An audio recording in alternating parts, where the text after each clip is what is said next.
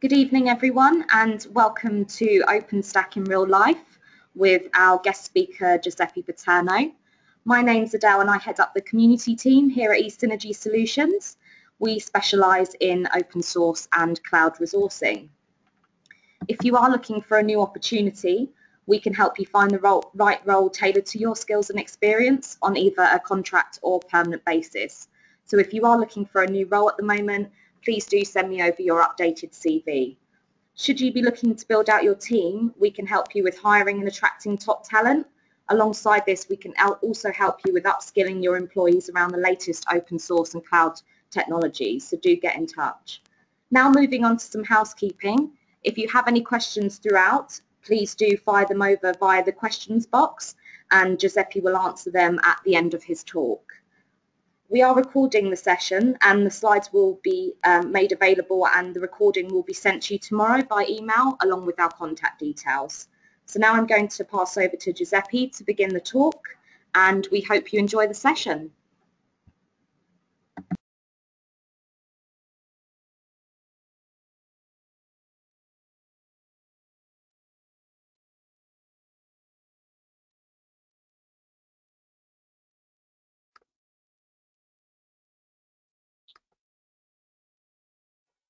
So, thanks for joining. My name is Giuseppe Paterno. I'm actually an expert on OpenStack. Here's my reference, my email and Twitter account. For those who are not familiar with me, I've been around for quite a while. I've been in many companies such as IBM, Sun Microsystems, Red Hat, and Canonical, right in London. So I'm actually split in between Zurich, London, and just a bit of Milan. I'm actually Italian, but most of the time I'm in London. I'm very proud to be recently awarded by EHP among the top 30 OpenStack consultants in the world. This is a big achievement for me. And I'm also being cited by the latest Forrester research paper on OpenStack as a trusted source on their security. So really great awards this year for me. My role is usually to be the trusted advisor of my customers. So no matter if you like to work with the straight open source code of OpenStack, or if you want to go and join a vendor, I can help on doing the full architecture and designing for you what is right for you. And actually, today's presentation is about my experience of a trusted advisor at a customer site all across Europe. I will assume that you will know some OpenStack basics, but if you have some doubts on the reference architectures and everything, there's a free OpenStack ebook available. I wrote it a couple of months ago. Was meant to raise some money for the Nepalese population, and here it is for free. Just write down the link, or you will see later on. I will paste the link on the chats of the webinar. This has been recognized by well-known players like the CIO of Telecom Italia. I'm working for them at the moment. I have the task of redo completely their 7 data centers. So they're actually moving out of VMware and going to the embrace OpenStack. I also cooperate as I said before, with many vendors. Jeff Cotton, for example, is the CIO of Rackspace International, and Suzy is one of them. Of course, Red Hat and mostly all OpenStack vendors, including Mirantis, for example. So just to recap a bit, just to make sure everybody is at the same level, what really is great about OpenStack, if compared to other cloud technologies, is the shared nothing architecture, which means that every single pieces of the architecture can be standalone, can be replaced at any time, and you can work either with the open source code, with the reference code, or with a given commercial product, if you wish. Everything will actually talk together through a set of APIs. The core part, and this is very important, so please make sure you fully understand it. The full core part is the identity part. Keystone, which acts as identity manager for the whole architecture, is actually even more of the identity. As a matter of fact, the actual identities, so the repository of users and roles are moving out from keystones, and for example, moving on LDAP or Active Directory of whatever identity management solution, such as Secure Post, for example, can be integrated in Keystone. But the real part of Keystone that actually nobody takes in consideration is that Keystone acts as a service registry for the whole OpenStack, which means that in Keystone you have the full list of the endpoints for each region. And each endpoint will be, network, compute, imaging, storage, or even layered on applications such as Truth, the database as a service, DNS, message queues, and everything that comes as a service inside OpenStack has a registry ID into Keystone. And this is very important when you want to deploy OpenStack. With this technology, you can actually choose the actual flavor of computing, of object storage, of image you wish. So you can actually virtually mix and match everything inside OpenStack. What you can do or what you cannot do is actually part of this presentation. So let me tell you another thing. I've seen so many architectures in OpenStack. Actually, nobody is equal to the other. So you have to find out what is right for you and not what the vendor is actually thinking is right for you, which is a bit different. Okay. Let me have a step back. So I've seen many CIOs and many people, and always asking more or less the same questions. First of all, I need to find out that virtualization and, of course, VMware, which is the most requested one, is not cloud. So most of the cloud provider, cloud vendors are actually telling you that cloud is virtualization. This is not really correct. Cloud is on top of virtualization. So virtualization is not cloud, but cloud is virtualization. So definitely we need some sort of virtualization underneath. And one other question is it cloud automation? No, cloud is not really automation. So the example I want to make you about this is that software-defined networking. So most of the guys in networking says that cloud is actually able to configure the switches into the network. This is not really cloud. This is really automation. And that comes with a previous philosophy, which is not wrong. It's just another thing, okay, of virtualization. So if you want to do virtualization, then you need to have some sort of automation. But virtualization is not cloud. It might be good for most of the times, but really definitely it's not cloud. Cloud is not something that you have to configure a given subsystem to work. It should work out of the box, okay? Just to be on the same example of the network, Google, Facebook, and largest cloud provider are actually not using the standards equipment. They're actually providing a switching plane controlled by their own control plane, which means you don't need to actually modify an existing configuration from cloud. But let me take you this on another way. You can integrate both, okay? It really depends on what you need, okay? And I'm trying to drive into this.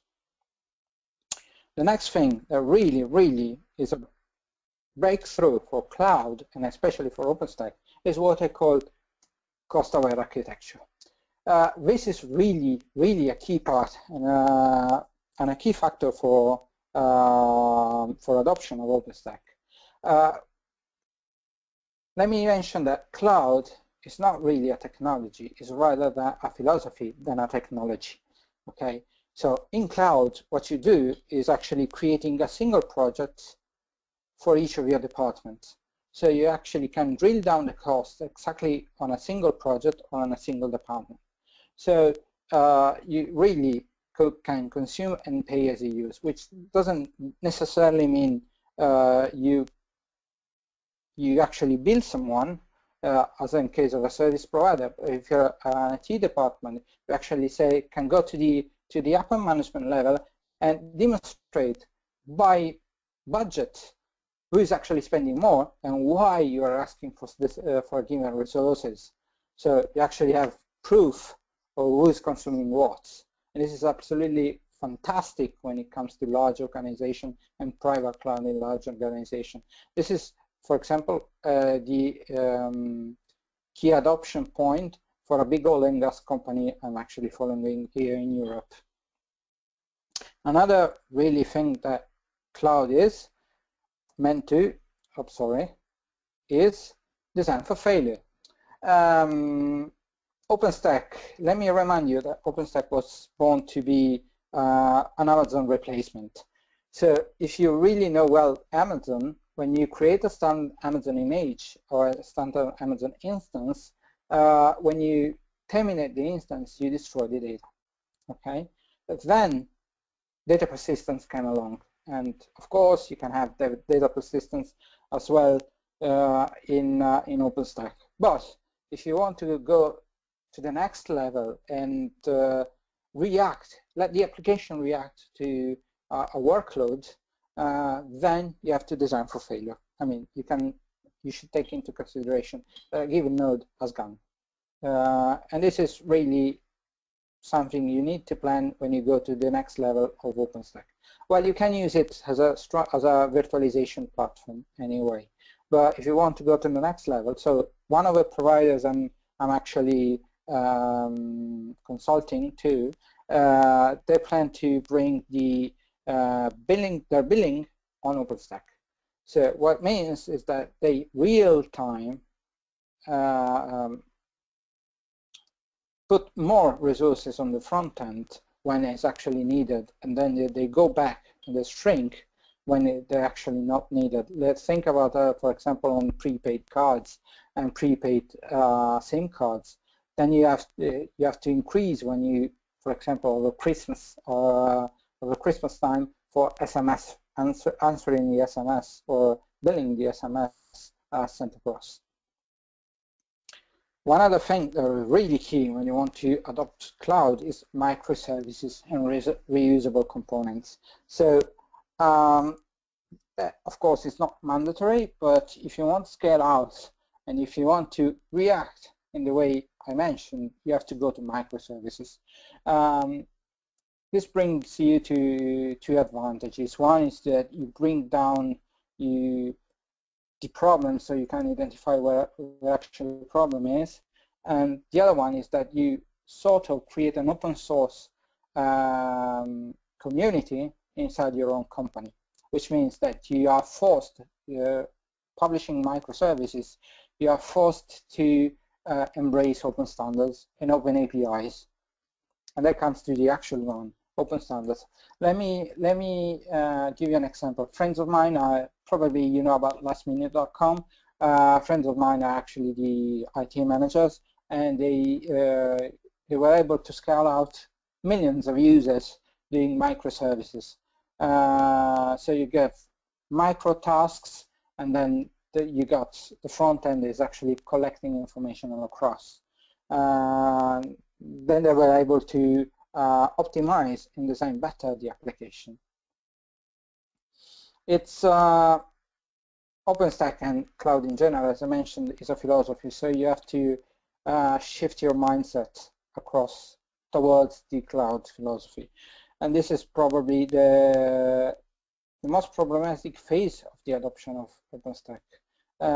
Nobody really, well, few actually really understand the full philosophy. So understanding it, make everything is aware, every department of the company aware of the new architecture is a big job, and this is part of my job as well. And it comes to the use case of architectures. As I mentioned, my architecture is the same. I just pick up 3 of them just to give you a bit of an idea of how you can deploy OpenStack. There's 2 big pieces of two types of companies. One are the service providers, one are traditional enterprises and standard ones, I would say. Service providers are actually different because they usually resell. Under service providers, you can actually have outsourcers as well. So don't think about service provider just in the terms of BTs or Virgin Media or whatever, or Call Telecom. Outsourcers and bank outsourcer will fall into this category as well. So service provider typically need to reduce costs, first of all, and have scalability in mind. This is why, for example, when I go, I usually use the standard scenario on OpenStack. So it's full Linux, okay. With, of course, this is drawn as a single controller, but actually we'll have full HA on the Nova controller, on the Neo controller, everything is double. We will use usually KVM on Linux. Whatever you wish to use Ubuntu/Debian or Red Hat style or SUSE style. KVM is pretty much an industry standards and is quite performing. I would say could outperform VMware in some aspects, of course. On the networks, there is almost no choice. As you probably can remember, VLANs. So you can use VLANs in OpenStack, in Neutron, but you are limited to around 65,000 VLANs. So if you want to scale out, then you have to use VXLANs. Previously, still supported. You can use GRE as a way of encapsulation. So apologies, VLANs are up to 4,000 and in GRE are up to 65,000 tunnels. So we are talking about scaling from VLANs to GRE encapsulation to VXLANs, which can address millions of VLANs, of course, of virtual LANs. This is probably the best choice if you want to be a service provider and limited up, and you want to scale out and you don't know how it will scale, because, for example, choosing the network is probably the thing that really locks you in. I mean, you can create another region, creating another network topology strategy, but you have to create another region, so you have to decommission another one. For the back storage and the imaging and the snapshots, the usual choice is Ceph. Probably, if you don't know about Ceph, Ceph is a software-defined storage, has been created by Inktank, that has been recently acquired by Red Hat. This is very performant cluster, so you have to have a minimum of 3 nodes. Basically, you buy some, let's say, some Supermicro or some Dell. You put a bunch of disk in it, and then you can join the cluster, and that can scale undefinedly.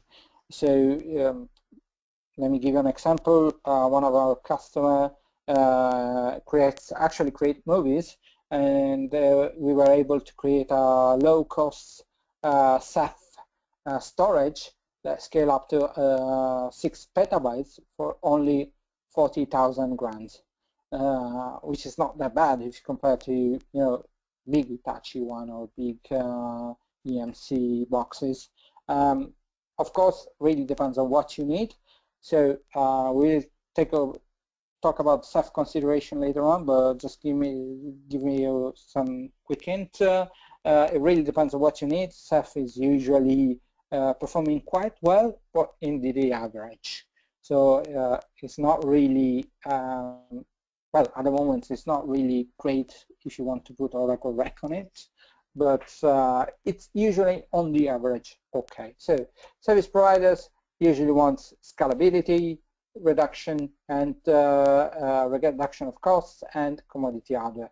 So really, if you are brave enough, you can create your own hardware, and the philosophy is that if it just breaks, you throw it away.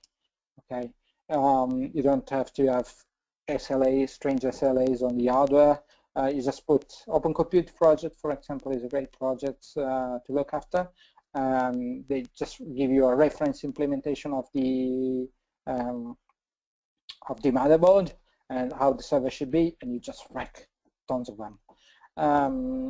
Again, this will squeeze down the costs, and it's actually another philosophy. Okay.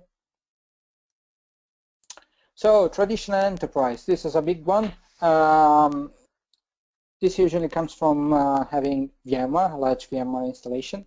They want to stick to VMware most of the times, and actually it's not that bad. It really depends on what you need to achieve. Let me tell you one trick that nobody tells you. Within OpenStack, so in the standard OpenStack, if you use KVM, up to last release of Juno, there is no method of an automatic HA of a compute resource, and still it is not. There is a quick command that you have to run into the another host, which is host evacuate. Then we relocate the failed instances into another node. But nobody actually, if you install it for as it is, nobody will actually relocate you the instances. So one of the things, especially if you don't rewrite the application, might be the use of VMware to provide sort of HA. Okay. Another thing that is missing on OpenStack at the moment is the DRS. So there is no way of put the load of a cluster. So automatically migrate the instances about the load of a cluster. You still need to have a monitoring solution is actually to trigger these events. Okay.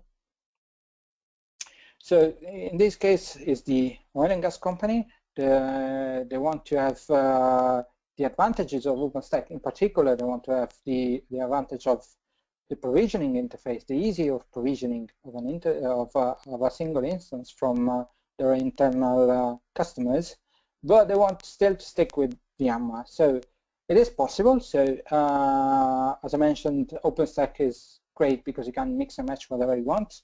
There are some hooks to integrate VMware, especially vSphere, inside of Nova. So you still need to deploy some of the architecture outside of VMware, but from the Nova controller, you can hook up VMware vSphere. So one of the things that you actually will see that all the clusters, so all the vSphere cluster will appear actually as a single node to Nova controller. So Nova controller doesn't speak to each ESXi compute, apologies, but we'll go through the vSphere manager to deploy the instances. There are some limitations on using vSphere. First of all is the data store. So the good thing about it is that you can leverage your existing storage infrastructure. There's still the data store, but Glance has to pick up the images from the data store anyway. So if you want to select a specific template, that has to be into the vSphere data store, and as not to, it cannot be shared across KVM and vSphere. Another limitation is about the networking. So if you don't buy Nicira, which is a VMware product, then you are stick to the flat DHCP manager. So you cannot use VXLANs on vSphere unless you buy Nicira. The same as for example, you can't use GRE. So you are basically stick to the flat DHCP manager and some sort of VLANs. So this is one of the actually problematic approach to vSphere, but it's a compromise, of course. It really depends on what you need to do. This is really great also in case you have certified workloads. So some traditional legacy or whatever you want to call it applications such as, for example, Oracle, the DBMS or SAP or PeopleSoft, or most of them, okay, are certified only for VMware, and that is a problem when you want to have OpenStack. So the adoption of vSphere under OpenStack will even see the help in the adoption, of course. You don't have to, of course, have complex network scenarios here. Most likely, it's only for private cloud. The other one case I wish to share with you is pretty much large company. It really depends on who you want to mean as large in the American or European side. It's a large European company. They have VMware and they want to migrate out of VMware due to the costs and due to some, I would say, there are some commercial policy, and they don't like it and are moving away. So they decided to go for a mixture of technologies. So of course, Microsoft is very compelling if it comes to licensing, and if you basically run Hyper-V, then you can have your guests for free, especially if you have large number of servers. And this is an advantage for the customer because this customer has a large Windows installation base. They make a lot of use of SQL Server. So this is the case. So what we did is actually we create, this is a bit simplified, we create two regions. They also had an existing NetApp in the data center. So NetApp is one of the storage solutions you can plug into OpenStack. So we created two regions, one on KVM with VLANs and one with Hyper-V with VLANs. So both of them are accessing NetApp on the storage side, and KVM is hooking through the NFS protocol, and that on tap there is the driver actually communicates with the NetApp via that on tap. And Hyper-V instead is using iSCSI to communicate as NFS is not supported on the Windows. VLAN is perfectly fine for them because it doesn't change much from the current scenario. 4,000 VLANs are more than enough for these scenarios. Glance and Swift are per se, and Swift is the original one that runs on Python on standard nodes.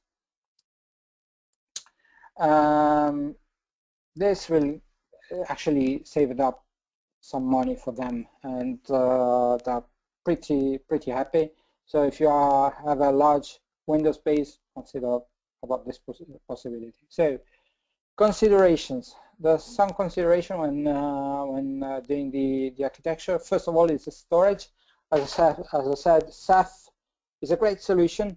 The minimum number of nodes is 3 because you have to have 3 monitors, Ceph's monitor, and it's very good. The way it works is that it multiplex basically uses the RAID technology, but instead of doing it on a physical disk, they do it on multiple disks. When a client actually connects to the Ceph cluster, it multiplexes the connections, so it gets bits from and chunks from each server, so you actually take the most of the network. So the network here is compulsory in production to have 10 gigs.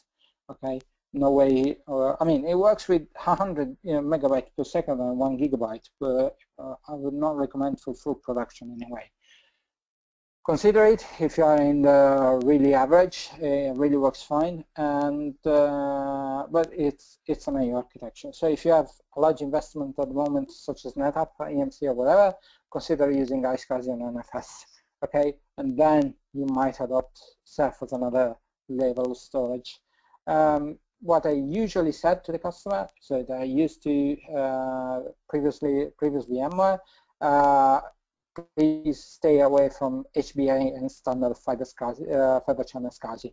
So it actually works. If you really want, you can actually make the cluster works with the standard HBAs, but it's not really clouds. So if you want to scale out, so you want to replace, for example, a node on the fly, as I mentioned before, then it could be problematic.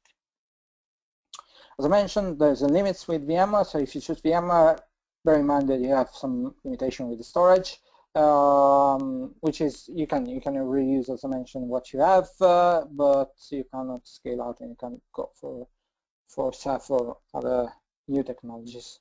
One really great thing about using OpenStack, if you architect into the proper way, you have basically disaster recovery and business continuity for free. The way I'm doing it, and I will show you the architecture in a couple of slides. If you have 2 data centers, then you can automatically replicate the snapshot across the 2 data centers, and restoring an image or a system or a set of systems is really basically no work. You are up in a few minutes, I would say. But be careful when you have to go for this architecture, because you have to have some specific things that you have to consider when you do replication of Swift. Networking. So one thing to bear in mind, OpenStack is actually owning and piloting the network. So you will not be able, okay, as a general rule, we will not be able to integrate into the existing LANs, except from using the LAN's IP as an external network, which means that OpenStack wants to release their own IPs to the internal networks, because of course you can, especially using VXLANs, you can have overlapping network, and then of course needs to provision and deprovision the networks. You can use the classical flat DHCP network, so you can have a single network, and that's it, like Amazon does before the virtual data center. You can use the VLANs. So if you do not plan to use more than 4,000 NANs into the OpenStack, I would say go for the VLAN provider. It's also easy to integrate, and especially if you want to bring existing metal inside the VLAN. Say, for example, you have a mainframe or ICE400, and you want to sort of cloudify it or integrate into the existing network, then probably you have to use VLANs. Then, of course, you have GRE encapsulation and VXLAN. Then we give you the most of the of OpenStack, giving you the full VLAN capabilities. Bear in mind, GRE has a limitation of 65,000 VLANs, and there are some performance issues with GRE as well. Bear in mind that VXLAN, you have to reduce the MTU to work it fine. So also there are some things to take into consideration when adopting them.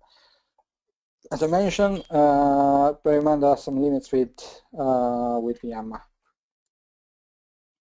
So here it is, multi-data center. So is it possible? The answer is yes, of course. You can have fully active. I'm working on 7 data centers at the moment, probably the largest installation I ever had. it really depends on your vendor.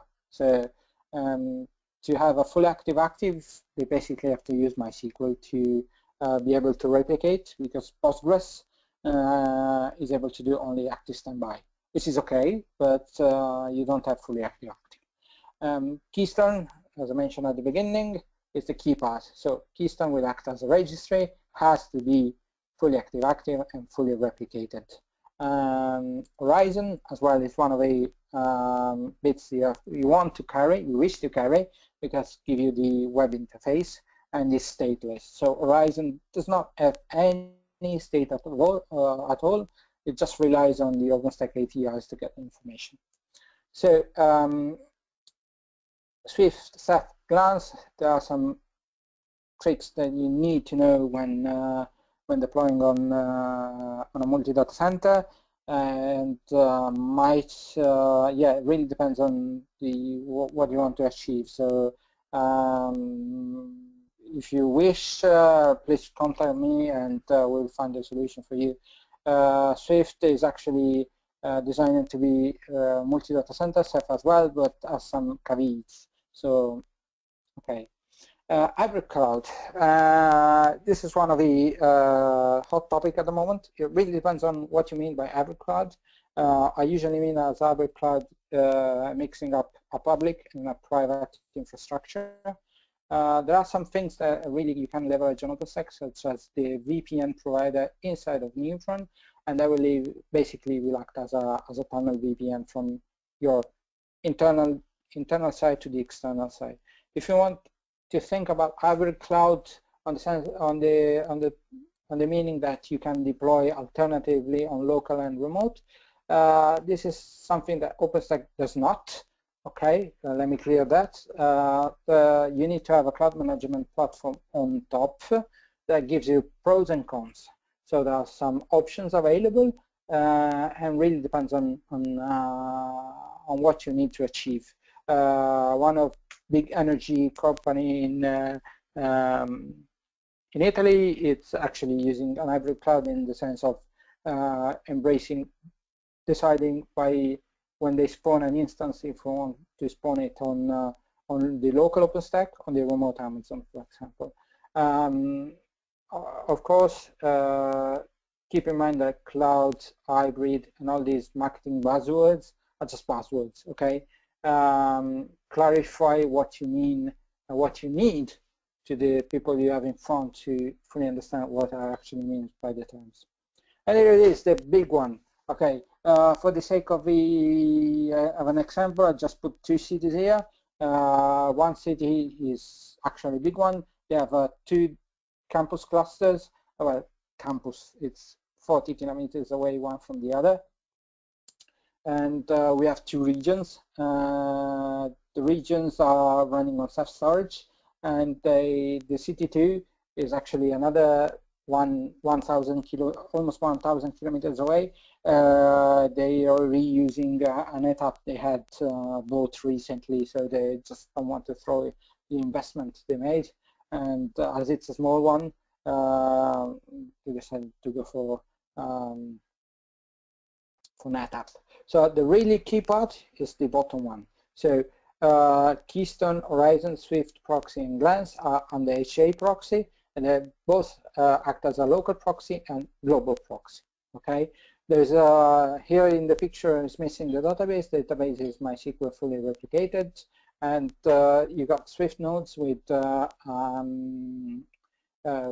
zones and with the concept of zones and storage policy to distribute the policy or distribute the storage across the Swift nodes across the 2 cities. So in this case, you have, as I mentioned before, when I said disaster recovery, they actually snapshot in city 1, and then they have the snapshot also in city 2 ready for redeploy in case of a disaster in city 1. Okay. There are some caveats, of course, and things to take in consideration, but you get a whole idea. Is this possible? Yes, this is possible. Okay. So things that you have to keep in mind when you want to have a successful OpenStack project. So it's not about technical, okay? It's about the mindset, okay? Let me give you two examples. One of a company, a telco, okay, and they squeeze it down. They usually took 90 days to deploy a VM, whether you believe it or not, and they squeeze it down from 90 minutes to few minutes. Okay, this is a great improvement. They had some problems that actually the marketing was adopting Amazon, and they said, okay, if we don't change, we are all outsourced, and the IT will basically close.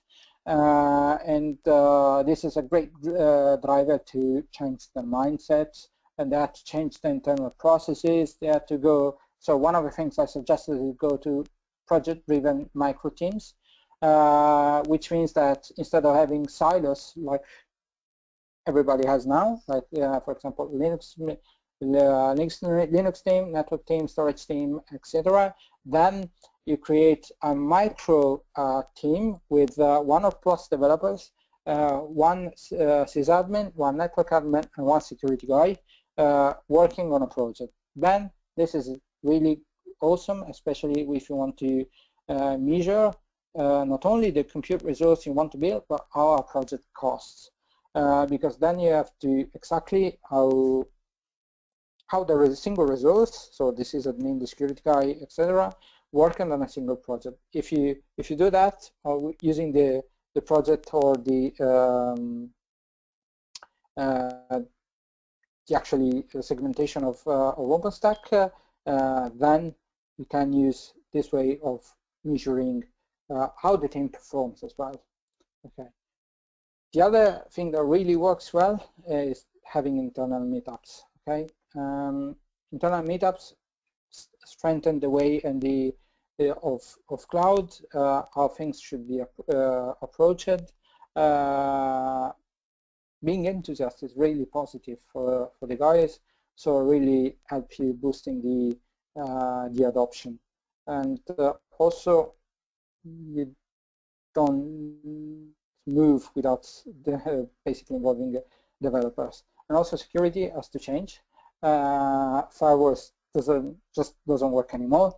Well, not the way they are considered so far, because everything is already inside every neutron. Okay, on the neutron there is some filters, IP tables at the end of the day, that really have standard firewall rule sets. So the security must, in my opinion, move to the application layer.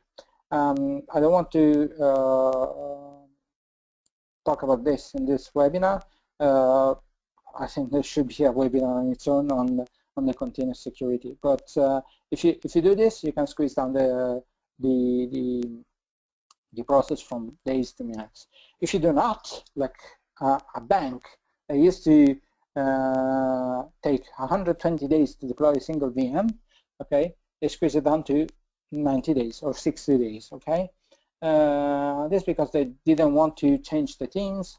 They still want to use their own silos, their own internal processes. They didn't change the processes. So okay, if each member of the team has to do just its own work, then you can optimize, certainly, but you can get the most of the of OpenStack or cloud in general. I think I've run out of time. There's a lot to say about OpenStack. Is really I try to be as much as quick as possible in half an hour and try to give you my personal experience on it. I'm free to answer your questions if you like.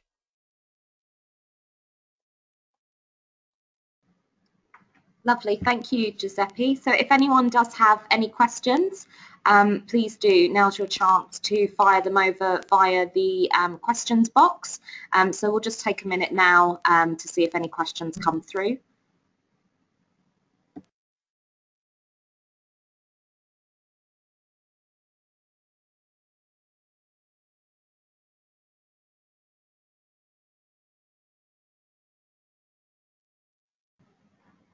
Okay, well, if anyone does have any questions for Giuseppe, please do get in touch with him, and we will be providing the recording and the slides tomorrow. So thank you for everyone that has attended the session today, and we look forward to seeing you on the next session. Thank you very much, Giuseppe. Thanks, Adele, and thank you everybody for attending this session. If you have any question, just pop me an email or contact me on Twitter. Thanks very much.